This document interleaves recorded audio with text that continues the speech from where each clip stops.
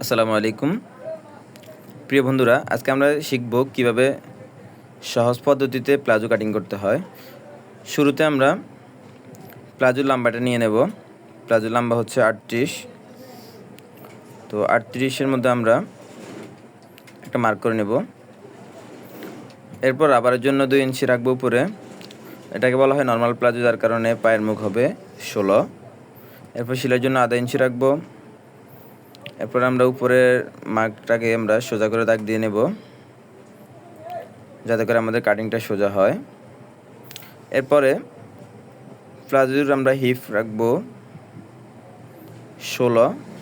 এখানে পট্টি হবে, তাই আমরা 16 নিব। পট্টি না হলে হয়তো 15 অথবা 15.5 নিতাম। এরপর আমরা নিচে শেপটা দিয়ে ফেলবো।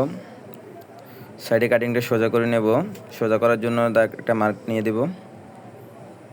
এরপরে মার্ক অনুযায়ী আমরা কেটে ফেলবো।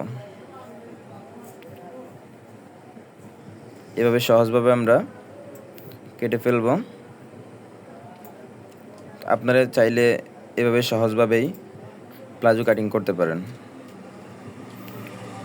এরপরে নিচের বর্ডারে আমরা একটা চাকান দিয়ে নেব।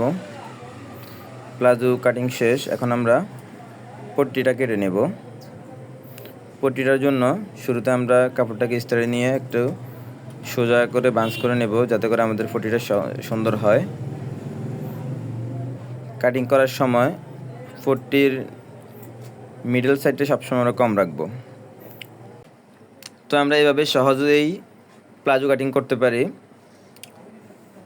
তো ভিডিওটিতে যদি ভালো লেগে থাকে অবশ্যই লাইক কমেন্ট করতে ভুলবেন না। চ্যানেলটি সাবস্ক্রাইব করে অবশ্যই পাশে থাকবেন। ধন্যবাদ।